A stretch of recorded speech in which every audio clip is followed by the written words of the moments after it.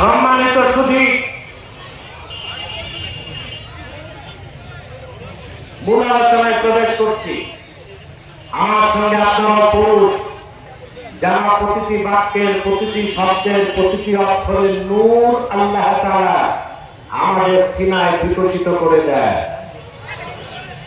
قل أعوذ بالله من الشيطان الرجيم بسم الله الرحمن الرحيم قد أفلح من تزكى وذكر اسم ربه فصلى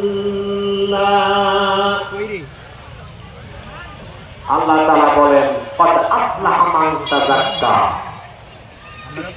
নিশ্চয়ই সফলতা লাভ করেছে সেই যে তার হৃদয়কে পবিত্র করলো।